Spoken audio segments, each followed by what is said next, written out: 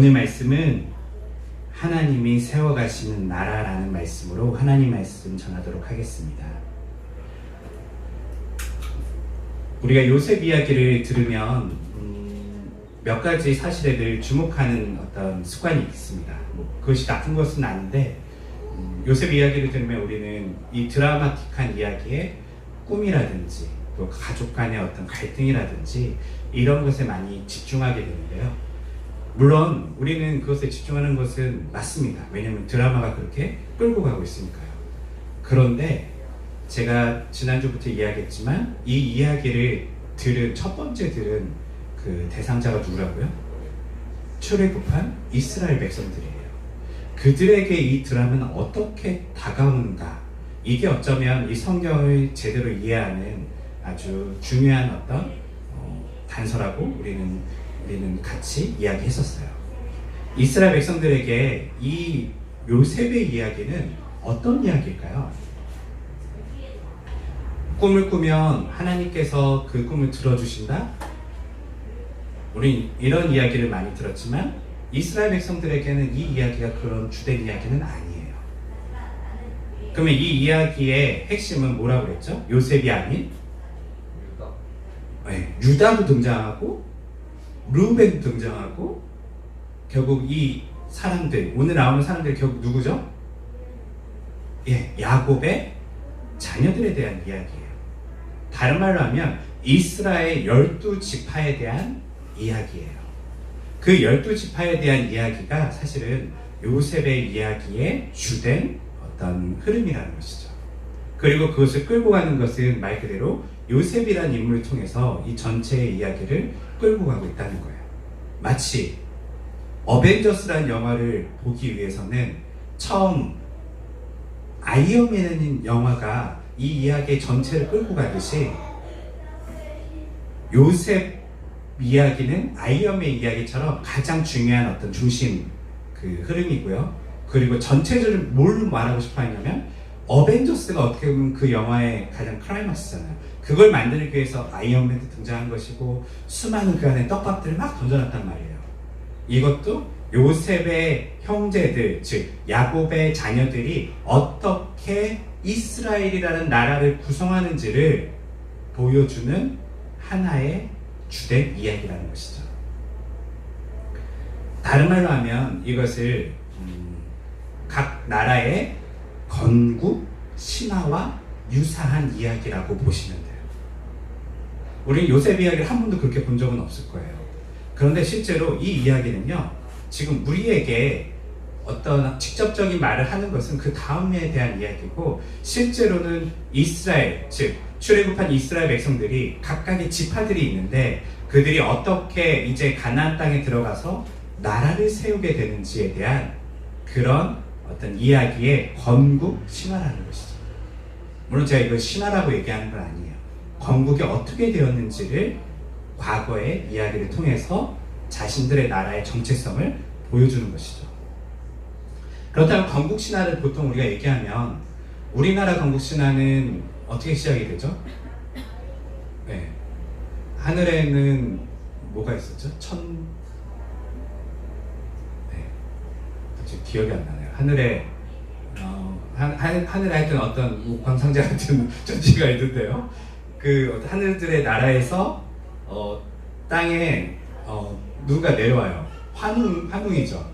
환웅이 내려오고 신부감을 찾는데 그 신부감이 어떻게 되냐면은 우리가 잘 아는 곰과 호랑이와의 어떤 불 속에서 마늘을 먹고 쑥을 먹음을 통해서 나중에 곰만이 사람이 되고 그 곰과 환웅이 결혼해서 고조선이라는, 조선이죠 당시 이야기라면요, 그 나라가 생겨났다.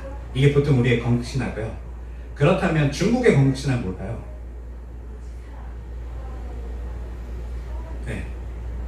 우리 여러 가지 물론 다양한 나라가 중국에 있었기 때문에 각각의 건국신화가 있겠지만 우리가 제일 유명한 건국신화고요, 중국의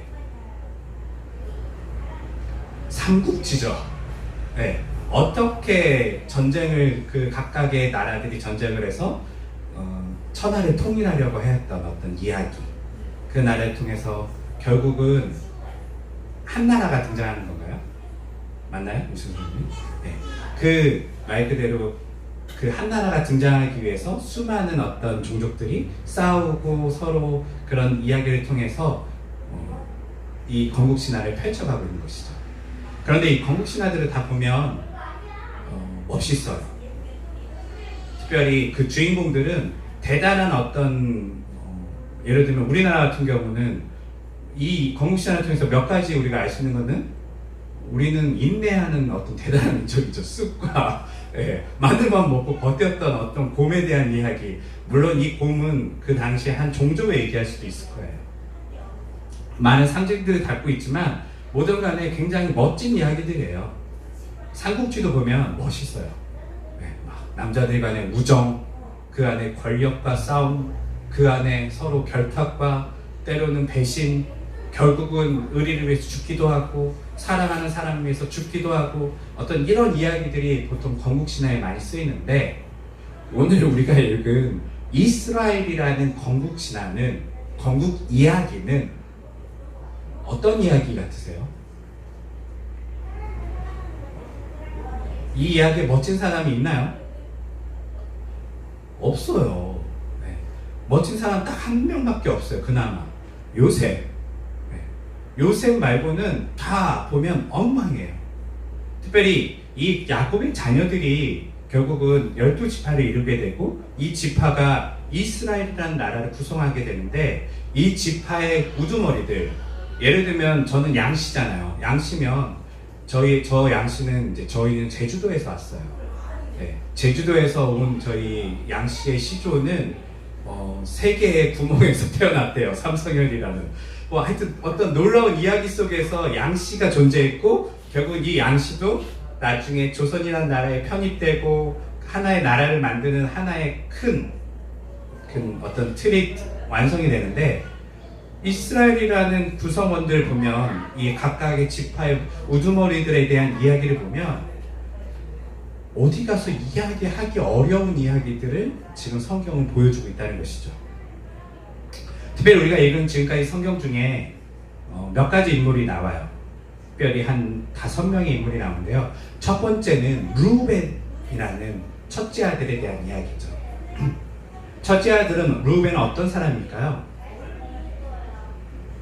창세기에서 이야기한 르우벤이 가장 먼저 나타나는 것은 35장에 보면 35장에 보면 야곱의 자녀들에 대한 이야기를 쭉 하면서 르우벤에 대한 이야기를 먼저 시작을 해요. 근데 그 시작이 뭐라고 얘기하냐면 르우벤, 첫째 아들 르우벤은 아버지의 처 비라와 간통한 사이예요. 이건 말도 안 되는 콩가루 집안인 거죠. 첫째 아들부터 이미 시작할 때부터 아버지의 부인과 간통을 했어요. 이런 이야기는 여러분들 조상에 대한 이야기 중에 족보 속의 이야기 중에 이런 이야기 담는 사람 있으세요? 없죠. 있어도 절대 얘기 안 하죠. 그런데 지금 벌써 시작부터 르우벤은 그렇게 시작이 돼요. 그럼 첫째 아들은 이렇고 둘째 아들은 어떨까요? 둘째 아들 시므온과 레위라는 둘째 셋째가 있어요. 이들은 어떨까요? 그 다음 이야기를 보면 우리가 잘 아는 디나의 강간 사건이 있죠. 자기 여동생이 결국 세겜에 의해서 강간을 당하게 되는데 그 강간 사건에서 레이와 그리고 시므온은 어떻게 행동하죠? 그냥 적당한 복수가 아니에요. 극심한 학살을 일으키는 거예요. 둘이 가서 우선은 그 사람들을 보통 그 당시의 법대로라면 한 사람의 어떻게 보면 인격과 생명을 앗아간 일이라면 그 사람을 죽이면 돼요. 그런데 그게 아니라 그 가족 플러스 그 종족 모두를 학살해버려요. 그리고 거기에 있는 사람들, 아녀자들과 아이들은 다 끌고 와서 노예로 삼아버려요. 이런 잔혹한 일들을 레이와 시몬이 일으켜요. 이 처음부터 이렇게 시작이 되는 거예요. 건국 신화에 대한 이야기가요. 그리고 다음 인물들이 또 나옵니다. 그것이 오늘 본문에 나온 인물. 누구냐면 유다와 요셉이에요. 오늘 본문을 살펴보면 이 유다와 요셉에 대해서 뭐라고 표현하냐면 유다는 오늘 말씀에서 보면 무엇을 하려고 했죠? 요셉을 살리고자 했어요. 그리고 요셉을 살리고자 하는 인물이 또 한 명 있죠. 누구죠? 네, 첫째 르우벤이에요. 오늘 본문에 보면 사실 형들이 다 요셉을 죽이려고 했지만 두 사람은 요셉을 살리려고 애쓰는 모습을 기록해주고 있어요. 사실 그렇게 안 써도 돼요. 그냥 성들을 다 나쁜 놈으로 만들고 그 다음에 극적으로 요셉이 흔히 총리가 돼서 형들을 용서하는 장면으로 끝나도 되는데요. 지금 성경은 뭐라 주문하냐면 르우벤하고 유다는 요셉을 살리려고 노력했대요. 특별히 르우벤 같은 경우는 굉장히 감정적인 모습을 보여줘요. 어떻게든 동생을 뒤로 빼돌려서 살리려고 했던 르우벤인데 그게 실패하자 자기 옷을 찢고 굉장히 통곡했던 어떤 모습을 보여줘요. 이런 모습을 통해서 지금 무엇을 볼 수 있냐면요, 요셉의 형제들이 어떤 삶의 변화를 일으키는지가 조금씩 이제 드러날 되는 거예요. 앞선 유다는 어떤 사람이었죠? 앞선 35장에서 유다는 그냥 한 번에 단정지어버려요. 이 나쁜 놈. 이거는 뭐 흔히 얘기하는 애비애미도 없는 놈인 거죠. 네, 짐승 같은 놈이에요. 아버지를 전혀 생각하지 않아요. 아버지의 척과의 어떤 그런 간통을 통해서 성경에 처음 소개가 됐단 말이에요. 그랬던 르우벤이 지금 어떤 모습을 보이냐면 요셉을 사랑해서 르우벤이 요셉을 보호하려고 했을까요? 아니에요. 르우벤은 아마 첫 번째 그 사건을 통해서 아버지와의 어떤 갈등을 겪고 나름의 어떤 성숙함이 조금씩 일어난 것 같아요. 내가 이제는 아버지한테 더 이상 실망시켜드리지 말아야지 라는 생각을 가지고 다른 형제들이 요셉을 죽이려 했을 때 요셉을 빼돌렸어요. 그리고 요셉을 그냥 살려서 몰래 딴 데로 빼돌리는 게 아니라 아버지께 다시 돌려보내야 되겠다 라고 생각한 게 르우벤의 생각이에요. 르우벤이 지금 어느 정도 변화를 보이고 있어요. 그리고 또 한 명의 인물이 나오는 것은 유다죠. 유다는 어떻게 했냐면 요셉을 팔아버리자라고 이야기를 해요. 팔아버리자라고 하는 것은 무엇이냐면 유다는 사실 르우벤보다는 조금 더 소극적인 방법이에요. 요셉이 같이 있는 건 그리 좋아하지는 않아요. 저 녀석과 함께 있으면 우리의 삶이 그리 우리 형제들이 행복하지 않을 것 같아.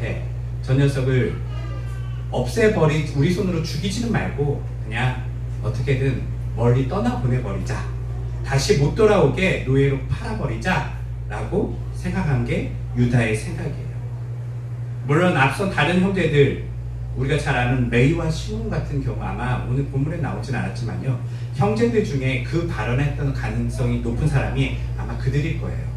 왜냐면 밑에 있는 동생들이 그 얘기 하기는 어려워요.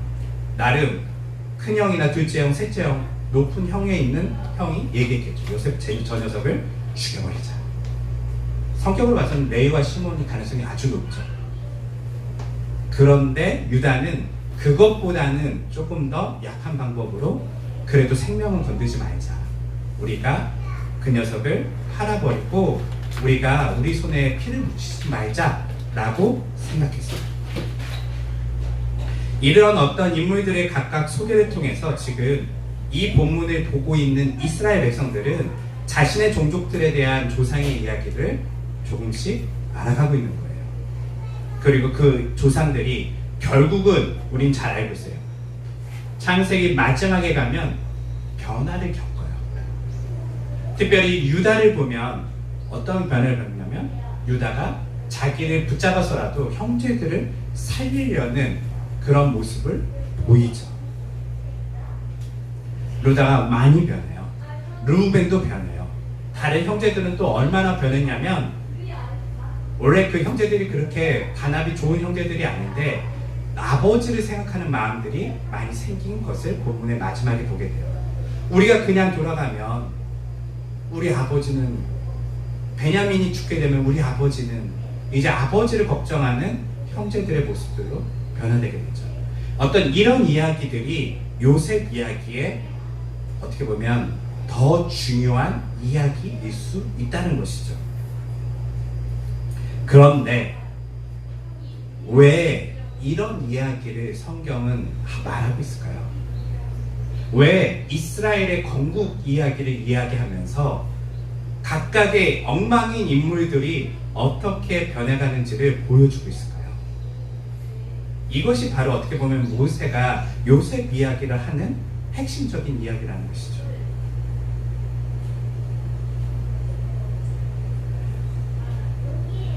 이스라엘 건국 이야기만큼 막장 가족 이야기는 아마 전 세계 어떤 건국 이야기에도 없을 거예요. 이 야곱의 자녀들이 어떤 변화를 겪는지에 대한 이야기를 모세가 말하는 이유는 결국은 이 이야기 속에 주된 인물이 누구라는 거죠? 하나님이라는 거예요. 엉망이었던 가족, 자기 동생 죽이려고 하고 아버지의 첩을 건드는 큰아들이 있고, 화가 나면 사람들을 몰살하는 아주 잔인한 자식들이 있고, 자기 어떻게 보면 며느리와 간통한 아들이 있고, 수많은 막장스러운 이 이야기를 통해서 지금 무엇을 얘기하냐면 하나님께서 그 나라를 변화시키고 결국은 이스라엘이라는 나라를 만들어 간다는 것을 지금 모세는 말하고 싶어 한다는 것이죠. 너희들은 막장이었어. 그러니까 너희들은 자존감을 내려놓고 너는 원래 엉망이야. 이런 얘기가 주된 이야기가 아니에요. 그럼에도 불구하고 하나님께서는 그 가족마저도 변화시키는 하나님이라는 것이죠. 그것이 요셉 이야기의 주된 어떤 이야기예요. 특별히 오늘 본문에 보면 형제들이 요셉을 죽이기 전에 이런 이야기, 죽이려고 할 때 이런 이야기를 해요. 요셉을 맨 처음에 원래 계획은 이거예요. 요셉을 죽이는 거예요. 죽인 다음에 웅덩이에 던져버리는 거예요. 이게 첫 번째 계획이었어요. 근데 이것을 실천하나요? 못하게 돼요. 누구 때문에 못하죠? 네, 루벤이 말려요. 그러지 말자. 그냥 던져버리기만 하자, 구덩이에. 던져버리기만 하자. 그리고 그 형제들에게는 던지고 그냥 우리가 두면 쟤는 못 빠져나가고 어차피 죽을 거다. 그런 이야기죠. 다른 짐승들이 쟤를 잡아먹을 거다 라고 하는 얘기죠. 먼저 죽지는 않아요. 그런데 이 요셉을 죽이려고 할 때에 지금 형제들이 무슨 이야기를 하냐면, 요셉을 죽이려고 했던 이유가 있어요. 지금 이 형제들이 왜 요셉을 죽이려고 했는지 이 본문은 뭐라고 얘기냐면, 요셉의 꿈이 어떻게 되는지 보자라고 얘기를 해요. 다른 말로 하면 지금 뭐 때문에 죽이는 거죠? 꿈 때문에 죽이는 거예요.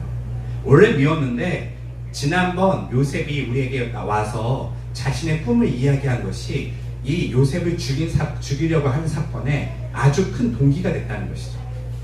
저 녀석 내비두면 안 되겠는데, 저거 우리 머리 꼭대기까지 올라가려고 하는데 안 되겠다. 저 녀석 이제는 가만두지 말고 손을 봐주자, 없애버리자 라고 생각한 거예요. 근데 문제는 뭐냐면, 지금 요셉의 꿈이 어떻게 되자라고 이야기한 것을 지금 이 본문은 뭘로 끌고 가냐면요, 이 요셉의 꿈이 정말 어떻게 되는지를 보여주는 이야기로 이 다음 이야기들이 쭉 흘러간다는 것이죠.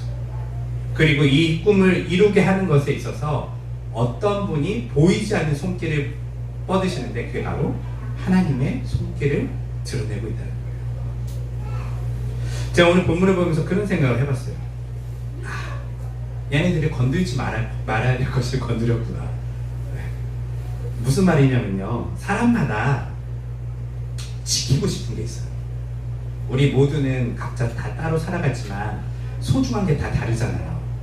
어떤 사람은 돈을 되게 지키고 싶어요. 그래서 돈을 지키기 위해선 가족도 포기하고 건강도 포기하고 명예도 포기하고 돈을 쫓는 사람도 있고요. 어떤 사람은 또한 권력을 갖기 위해서 가족도 버려두고 돈도 버려두고 권력을 쫓는 사람도 있어요. 어떤 사람은 가족을 갖기 위해서 다른 걸 또 포기하는 사람도 있고요. 또 어떤 사람은 로맨스를 위해서, 남녀간의 이성간의 로맨스를 위해서 자기 가족도 버리고 따라가는 사람들도 있어요. 우리 각자 다 다른 어떤 것들이 있죠. 저 같은 경우는 제가 어느 때에 가장 붕괴하고 막 마음이 요동치냐면 제 진심이 의심받을 때 가장 요동쳐요. 뭐냐면 저는 스스로 물론 하나님의 의에 비춰서는 저는 되게 죄인이지만 제 나름대로는 그런 거 있잖아요. 나는 그렇게 나쁜 사람은 아니야. 나는 그래도 좋은 사람이 되려고 노력하며 살아가고 있어. 이런 생각을 스스로 많이 갖고 살아가는 것 같아요. 그래서 그때 때문에 누군가 나에게 나쁜 사람이라는 어떤 인식을 갖거나 이러면 되게 불편해요, 마음이. 근데 그러려고 온 게 아닌데, 난 나쁜 의도가 없었는데, 뭐 이런 것을 계속 어떤 제가 변론하고 있는 저를 보게 돼요. 그런데 사람이 이렇다면 하나님은 뭘 가장 지키고 싶어 하실까요? 성경에 보면 하나님은 어떤 걸 건들면 그분이 갑자기 심장이 요동치고 그분이 막 갑자기 활발히 일하시기 시작할까요?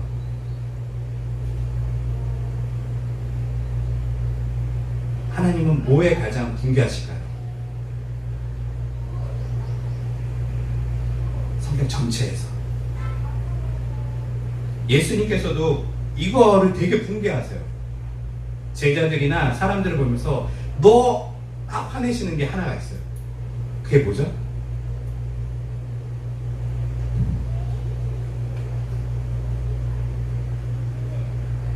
그럼 더 쉬운 우리가 퀴즈를 한다면요. 여러분들은 어떻게 구원을 받으시죠?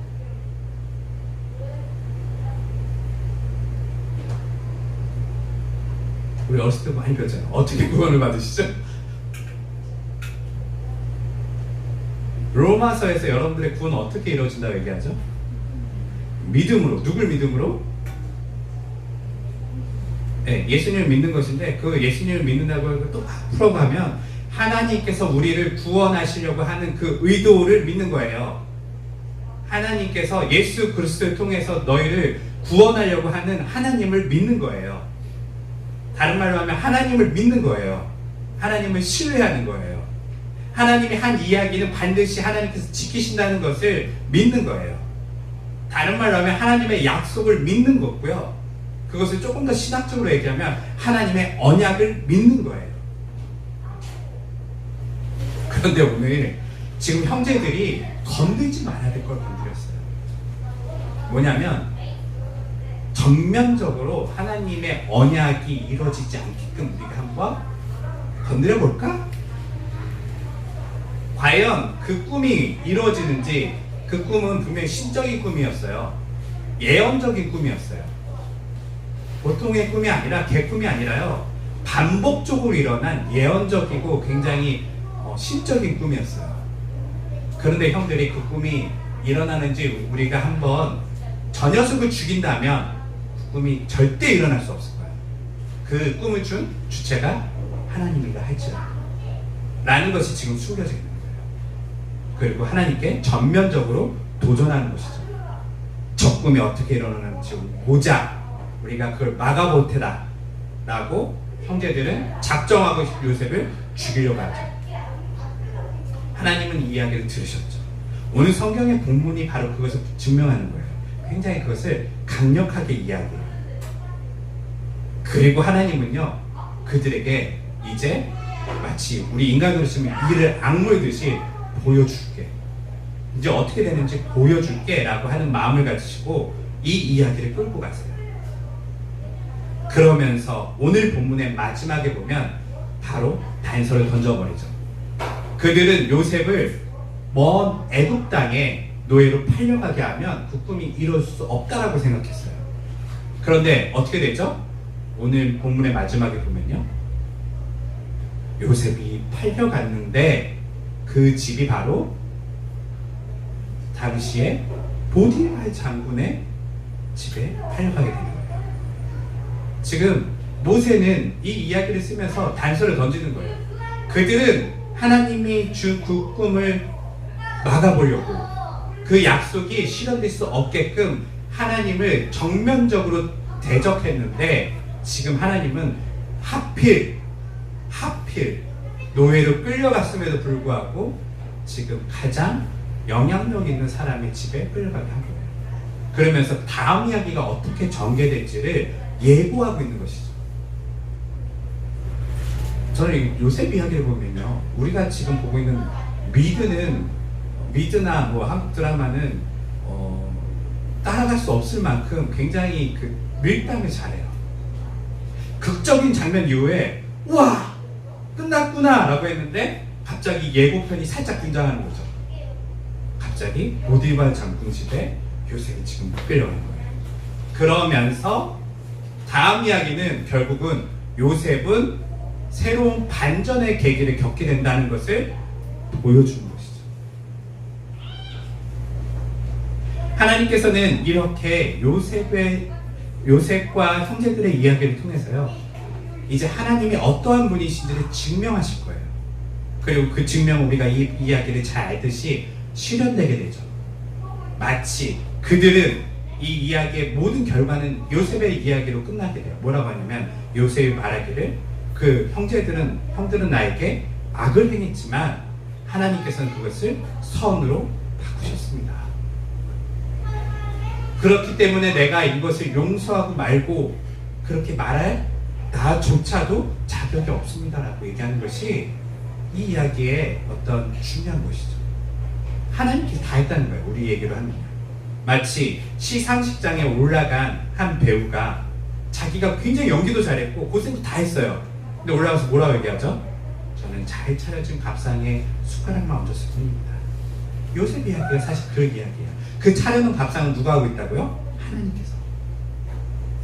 와, 요셉은 지금 그런 이야기예요. 자기가 고민해보니, 생각해보니 형들도 똑같은 이야기죠. 형들도 우리가 이렇게까지 했는데 이 이야기가 이렇게 됐어? 요셉도 그런 이야기를 하는 거예요. 저는 그냥 사실 아버지가 시키는 대로 따라갔는데 따라갔다가 구덩이에 잡혀 들어가고 아, 나 죽었구나 싶었는데 갑자기 팔려갔더니 여기는 보디발 장군의 집에 팔려갔고 거기서 살아남게 해서 요셉이 뭐 얼마나 좋은 사람이겠어요. 요셉도 살아남아야 되잖아요. 거기서 성실하게 일했을 뿐이에요. 요셉이 성실하게 일했는데 하나님께서 그것을 이뻐 보시고 끊임없이 요셉을 보호해 주시고 이끄시는 것을 요셉은 경험하게 되죠. 그리고 결론적으로 자기는 그냥 열심히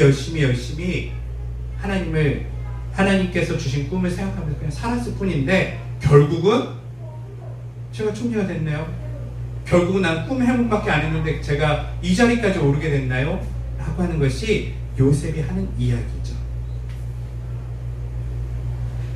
정리할게요. 이 이야기 전체를 다시 한번 생각해보면 이 각 형제들의 어떤 하나하나의 이야기를 통해서 지금 모세는 이스라엘이 어떻게 건국되는지 이야기하는데 보통의 건국 신화라면 각각의 인물들이 어떤 신화적으로 만들고 그들을 멋있게 만들어서 자부심을 느끼게 한다면 오늘 이스라엘의 건국 이야기는 각각의 인물들이 엉망이었지만 하나님께서 그것을 어떻게 사용하시는지를 보여줌을 통하여 하나님께서 결국은 이 나라를 이끄신다라는 것을 보여주는 게 이 요셉 이야기의 핵심이라는 것이죠. 그리고 그 꿈이 어떻게 되는지를 하나님은 증명하십니다. 하나님께서는 이제 이스라엘 백성들에게도 동일하게 출애굽한 이스라엘 백성들에게도 말씀하셨어요. 내가 너희를 제사장 삼는 나라로 만들 거야. 그리고 너희를 통하여 다른 민족들이 하나님께 예배하게 될 거야. 라는 것이 하나님께서 이스라엘 백성들에게 주신 꿈이자 약속이에요. 그런데 이스라엘 백성은 어떤 존재이죠? 오늘 요셉의 이야기처럼 또한 요셉의 형제들 이야기처럼요, 엉망이에요. 지금 이 이야기를 듣는 출애굽한 2세대들, 그들은 알고 있어요. 우리 부모님들이 어땠는지. 하나님께 날마다 거역했고 그러다 결국 다 몰살당했어요. 사실은. 그랬다면 여러분들 한번 생각해 보세요. 여러분 부모님이 하나님께 거역해서 몰살당한 자손이에요. 그러면 이제 하나님께서 약속했단 말이에요. 내가 너를 통해서 놀라운 일을 할 거야. 결국 이 민족을 통하여 모든 사람들이 하나님을 예배하는 민족 사람들로 만들 거야. 구원이 결국은 이스라엘을 통해서 나타날 거야. 라고 하나님께서 약속하셨는데 여러분들의 마음속에 자부심이 느낄까요? 아니면 두려움을 느낄까요? 두렵죠. 나도 안 되는데. 나도 엉망인데 못 따라갈 것 같은데. 그때에 지금 모세는 이 이야기를 해주는 거예요. 얘들아, 사실은 우리 민족의 이야기가 사실은 엉망인 이야기였어. 실패한 사람들의 이야기였어. 그런데 그럼에도 불구하고 하나님께서는 신실하게 하나님의 약속을 지켜가시고 하나님께서 이 일들을 다 주관하셨어. 그것을 함축적으로 우리는 악을 행했지만 그분은 악을 선으로 바꿔놓으셨어 라고 이야기하시는 것이죠. 그것을 통하여 이스라엘 백성들은 이제 경험할 거예요. 아, 하나님은 우리의 어떤 모습이나 우리의 행동과 어떤 관계없이 하나님께서는 하나님의 약속을 지키시는 분이시구나. 결국은 하나님께서는 너희를 통하여 다른 민족들이 복을 받게 될 거야 라는 그 말씀은 내가 잘하고 못하고 떠나서 이루어지게 될 것이구나 라는 것을 알게 되겠죠. 그리고 이스라엘이라는 나라를 이제 세워갈 때에 하나님 중심의 나라로 세워가는 어떤 시작의 발판을 만들어가게 된다는 것이죠. 오늘날 우리의 삶 속에 적용해 본다면 어떻게 적용할 수 있을까요? 이 본문은요. 저는 여러분들에게 말할 수 있을 것 같아요. 야곱의 자녀들보다 막장인 집안을 혹시 보셨나요? 저는 아직 못 봤어요. 네. 그 정도의 막장 이야기는요, 드라마에도 안 나와요. 아버지의 첩을 건들고 한 사람은 또 그렇게 막 어마어마한 사륙을 저지르고 한 사람 동생을 죽이려고 하고 이 모든 게 총체적으로 며느리와 간통하고 이 많은 수많은 이야기들이 어느 집안에도 없을 정도로 지금 막장의 집안 속에 하나님은 하나님의 나라를 세워가셨단 말이에요. 그렇다면 우리가 사는 이 땅에서의 우리 가정, 우리들의 공동체, 우리 나의 인생 어떻게 해석할 수 있을까요? 하나님께서 여러분들에게 어떤 약속을 주셨을까요? 물론 굵직한 약속이 있어요. 하나님께서 여러분들을 통해 하나님의 구원 역사를 이루시려고 하는 어떤 큰 약속은 존재할 것이고, 뿐만 아니라 하나님께서 여러분들과 개인적으로 약속하신 것들이 있을 거예요. 물론 아직 없는 분들은 발견하실 거고요. 여러분들이 이 땅에 보내신 하나님의 목적과 이유가 있으실 것이죠. 그런데 그것에 있어서 여러분들의 하실 수 있는 일은 뭐가 있을까요? 별로 없어요, 사실. 역사는 이렇게 이루어지는 거예요. 바로 인간들은 사실 뭔가 애쓴다고 애쓰고, 인간들은 이것을 막아보려고 막아보고, 우리는 발버둥 치면서 때로는 악을 저지르고 때로는 선을 행하려고 노력하지만 이 모든 것들을 통해서 역사가 이루어지는 게 아니라요, 이 모든 것들을 선용하시는 하나님을 통하여 역사가 이루어진다는 거예요. 조금 더 잘 우리 말로 풀어간다면 우리의 가정이 하나님의 뜻대로 잘 살아간다면 너무나 좋겠어요. 그렇지만 그런 가정은 거의 없어요, 사실. 우리가 말은 안 하지만요, 우리들의 가정도요, 남들 앞에 이야기하기에는, 때로는 내 후손들에게 이야기하기는 부끄러운 이야기들이 많을 수도 있어요. 그렇지만 여러분들이 뭘 남겨주셔야 되죠? 하나님께서 이 모든 것들을 통해서도 일하실 거야.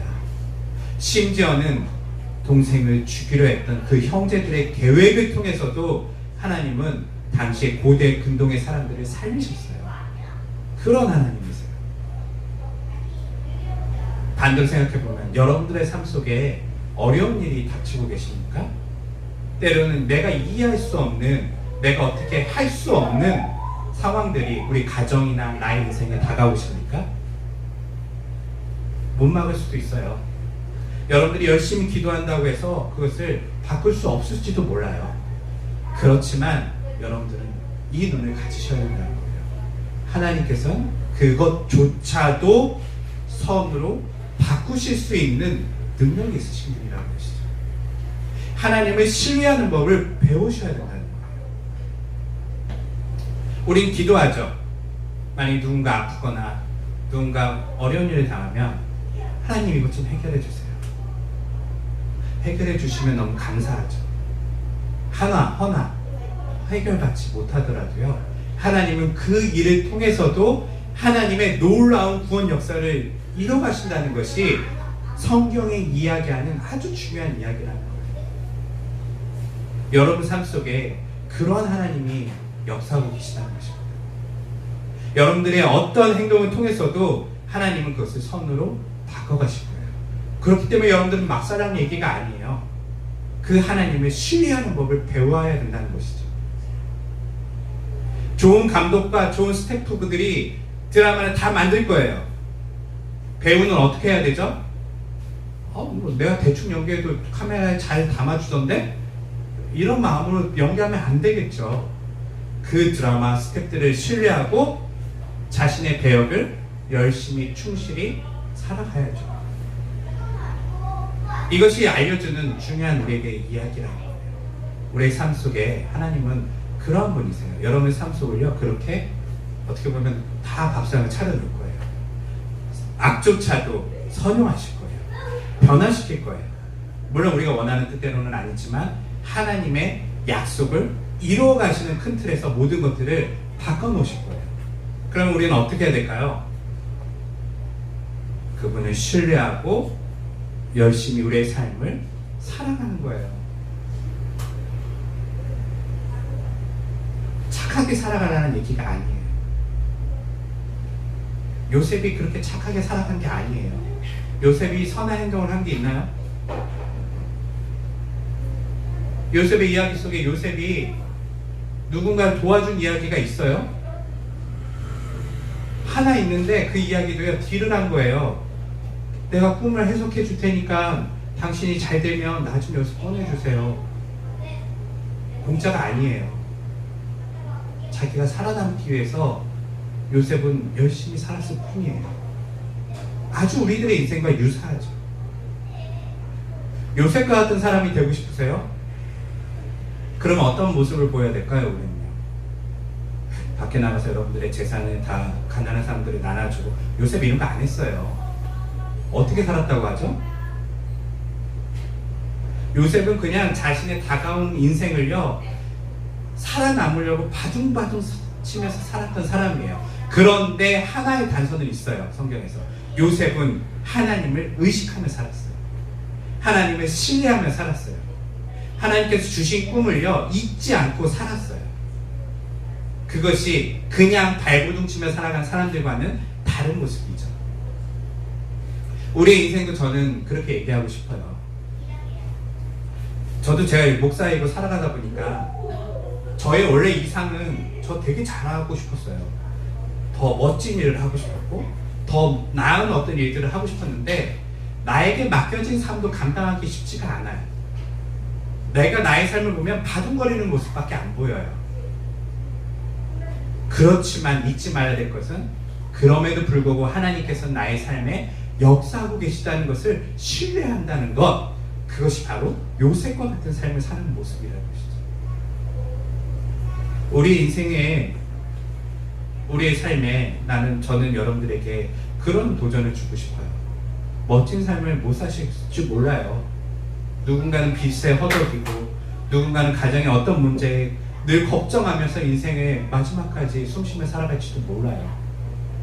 그렇지만 뭘 잊지 말아야 된다고요? 이 모든 것을 하나님께서 주관하고 계시다는 것을 잊지 않고 살아가는 것을 여러분들이 실천하신다면 여러분들이 바로 성경의 요셉 같은 사람이고요. 그리고 여러분들의 후손들은 내 아버지가, 내 할아버지가 살아간 인생을 보면서 내 할아버지가 잘한 모습을 보는 게 아니라요, 하나님은 대단한 분이시구나 라는 것을 경험하게 된다는 것이죠. 그것을 보여주셔야 돼요. 우리의 자녀들한테요. 그것을 읽혀주셔야 돼요. 우리의 이웃들에게요. 나도 똑같이 바둥거리며 살지만요, 전 하나님을 신뢰해요. 나도 똑같이 여러분처럼 걱정이 많지만요, 하나님을 신뢰해요. 왜냐하면 하나님은요, 악도 선으로 변화시키는 분이시거든요. 내가 저지른 실수도 인류를 구원하는 데 사용하시는 분이시거든요. 이것이 우리 하나님의 모습이라는 것이죠. 전 아직도 되게 제 젊었을 때 생각을 하면 너무나 슬퍼요. 바둥거리는데 제가 어떻게 바둥거렸냐면요, 멋지게 살려고 바둥거렸어요. 완벽하게 살려고 바둥거렸어요. 하나님이 원하시는 모습이 아니에요. 하나님이 원하시는 모습은요, 내가 뭘 해보려고 하는 것이 아니라 하나님을 신뢰하며 바둥거리는 걸 배워야 되는 거예요. 내가 바둥거려서 바꿔봐야지, 내가 열심히 해서 교회를 변화시켜야지, 내가 열심히 해서 성도들을 변화시켜야지. 뭘 변화시켜요? 내 인생도 변화시키지 못하는 나인데. 우리가 배워야 될 것은 하나님이 그럼에도 불구하고 일하신다는 것을 배워야 된다는 것이죠. 그것을 배운 사람은요, 이제 어떠한 시련이 와도 좌절하지 않아요. 하나님께서는 이 사건도 선으로 변화시켜 놓으실 거예요. 내가 바라는 것이 있지만 그것이 안 되더라도 하나님은 하나님의 놀라운 일들을 내 인생 속에서, 우리 가정의 역사 속에서 이루어 가실 거야. 이것을 배우게 된다는 것이죠. 바로 믿음, 그것이 바로 믿음을 가진 사람들의 모습이고요, 그것이 하나님을 신뢰하는 법을 배운 사람들의 삶의 지혜라는 것, 그것이 오늘 요셉의 이야기가 하는 우리에게 주는 교훈이라는 것입니다. 기도하겠습니다.